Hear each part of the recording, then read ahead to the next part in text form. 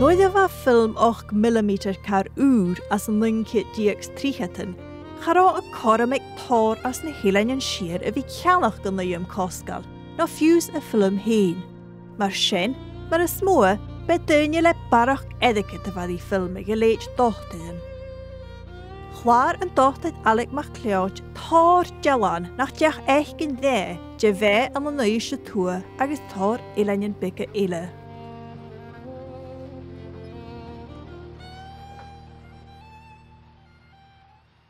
Am zo'n jongen rotten has in je venkje als een filmpje haast 4 zola duw als een heel en heel ze geheel hektuin dus de halus dus later had hij mij al uit.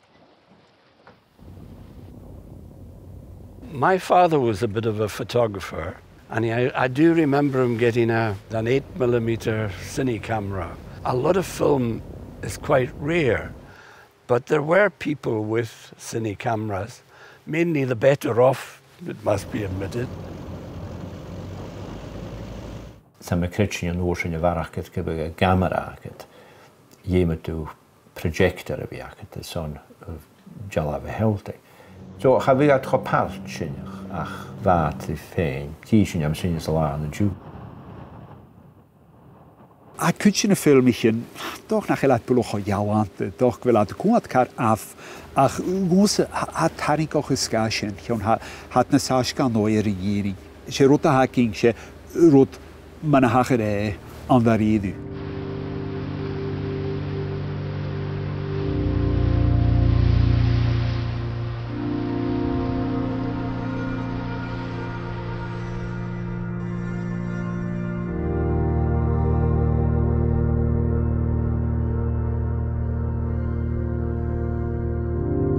Chai tóir hachastas an árid, fo cha bhór linget bliana idas nach deach an glach go cheanna a filme gas na dealbhan seo le Ian Mhàrtainn, Sinead Kathleen Russell a bheas ciún taigh-òsta Loch na Madadh ag an am.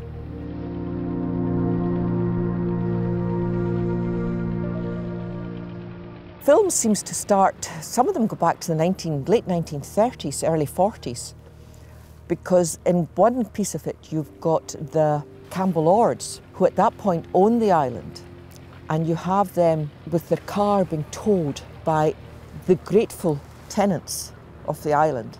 It was supposed to be a mark of respect to tow the laird's vehicle.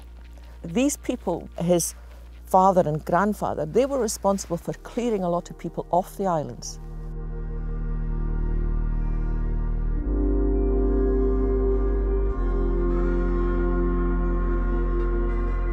Am zo'n Cuideachd had toen cruinneachadh het allemaal in de wakker Madadh.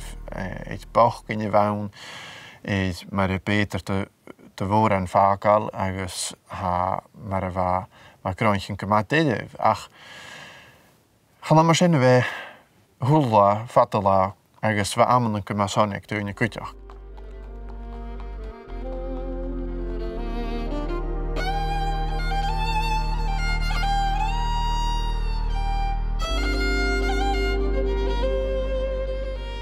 Fa ús sáirichte ag Anna MacDonald is fúlam Gaelic, cruinneachadh agus an áireanach nátara.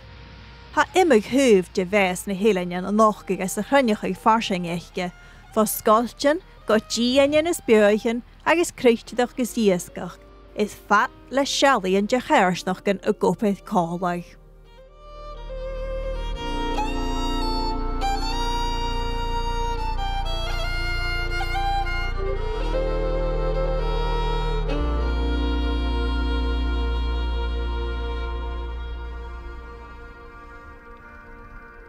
Chach me go rá filmcameras píchant a sé fír go cruinneachadh mar vis is go thulatain na nach go gána go bh camera na cáiseach. Ba thulatain go má caiinardí agus tálaiste a Cuideachd sa me sinne go roiiseach héin sisaach neon a bheith cúpa Cuideachd grúat gléigh rúta bh gan san na cíneáil sé tín. Se yrwyd y fwol ar am gymwr, se sy'n fi ffeicin gynnu, is, mae'n fad dynnu as yn sy'n laichin, mae'n fad clach fi cwpeth cwlach. Anna búin, Anna gáirsnach. Is ha rich me go big a sin buch of ferreste gin you. Sin toch inrud a in camera tor fianais gain, toch greb sehultrupa gadrialich a sin kujo. Karan buch individualistic in uashing sa hashing in you. Hok mi film ga manne wat ek grug gewoon nog la tarik na mornog. Vich na polne ik en hoch Janov naar de grug. Wie had kon la de heel stoch ik grug hakken in la se grug mnapi in alles. Maar zo'n rot. Ga bewaken ro een op dan. Ach vach kujoch gaan. Bij uw kleintje te wat alles wale. Sveitiach na nátars na fúla vor vi cuideachd sin it film no it camera an an dói airson sa bí. Mer bega go raid an opar sin a dhéanú cha bega cruinneachadh luach for a hacan na dú dhéichin. Wat íoch farsaneach san opadiich bheith éineantach. I was really astounded by the variety of material that was in the archive. I thought that Annie MacDonald films reminded me a lot of filmmakers like Margaret Tate, who's from Orkney, Isabel Wiley Hutchison, also filmmakers like Jenny Gilbertson, who worked in Shetland. There's a real beauty in the way that a lot of the natural environment was filmed by her. Ba uafasach ma a bhí cuat rí na videoin is de agus bheit uafasach prísion na video second a bracad hain agus duine ar a romaíolach agus cuideach cartan manabian fianaichean biótaigh so bheit uafasach snog na thuigeanach gecin agus tíoch bethe as sa bhela nóir sin. Chruich Anna an Uibhist film. Chai cuideachd a rialich an éiche a cuid an cruinneachadh ag táiseach project Faodail. A chai an Uibhist rialich an a bharach de film a lorach bhoch an goidid, agus hat sin haas féimach id cruinneachadh a chuideachd.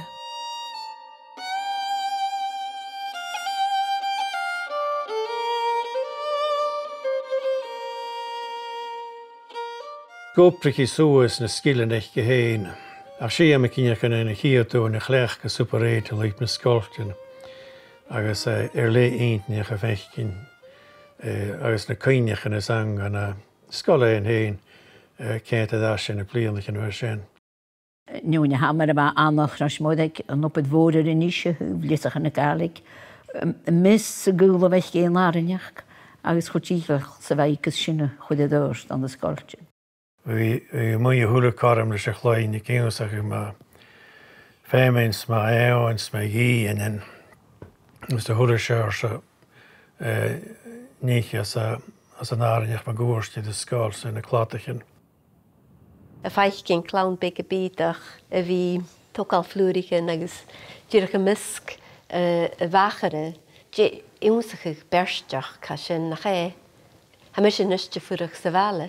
Agus mis muidir mé na chlánach am hín, stácha gan dúrat sin na cruinneachadh big beatach a cha dúrat sin fat na behanachcha mar a haus muidir gan dúr na clowns na filmichin sin. Bheith fór ag anna cuideach anna dheáin íon le nád. Agus bheith ar an nóin, gan am í chulahan an am an galig spiol ar a chulahan. San thuras bheith seo, san thuúthad chola sin go ró flamingo ar Loch deis an Mhàrtainn. Agus cha sin isteach gan a loch, go sa bheith sin I flamingo van a camera sacin na'r cos. Agus galafi schair y spoken ar y wafan sy'n glonion ar y spoken. Nôl ar y fachyd, gysochgydd, gos y nŵri na basg ar y flamingos. Fam eisiau y cwl, gwad. Lysych am ar ag am hyn, y gwad anla I giala nôl ar y fachyd sy'n. Sŵri, jalafan. It's quite interesting that it almost seems like there's a kind of mapping exercise of the kind of place that she was familiar with. And I think that's always really special, is to come across a filmmaker who was making films in the place that they had lived. Na film ik nog laar aan, na de hieuw a sure riestja, ha gurige gucht, en heel a hagetrischen daart, fianais, còrr, kwasgaride we hau, agus en hana nuggets en cultureid, morsen arena hele.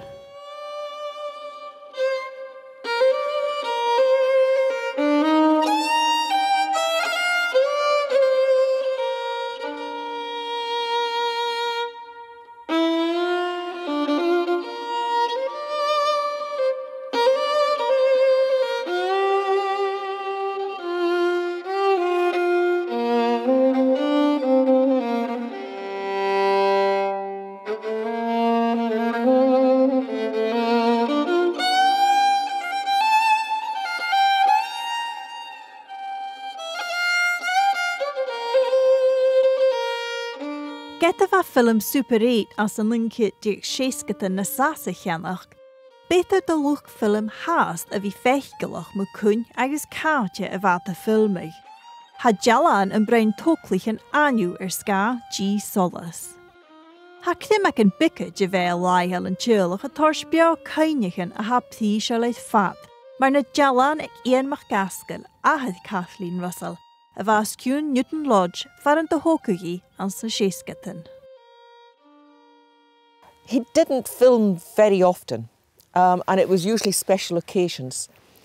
As a child, we saw them occasionally. If the weather was bad, my father would put them on for us to have a look at. We haven't seen them for about 40 years, and it's brought back a lot of memories. A lot of it quite emotional to look at, and looking at the changes round about, how much things have changed. There's a clip of us with the snow. Here we very seldom had snow, so that was a special occasion, so the camera was brought out. Me pulling Caroline and Johnny on the sledge in the snow.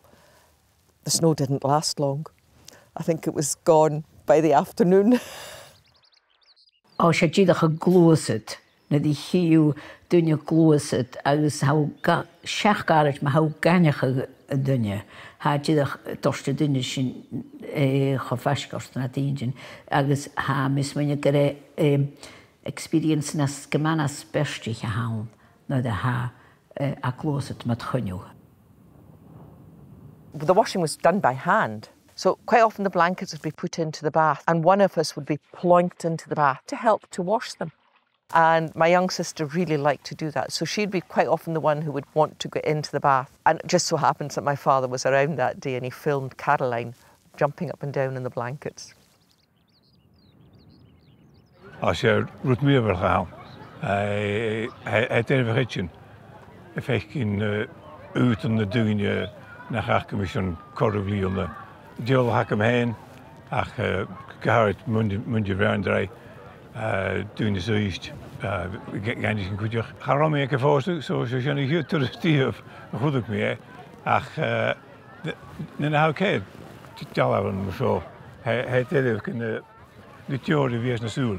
Ze meer willen vakken gewoon niet en dan gaan het kan je.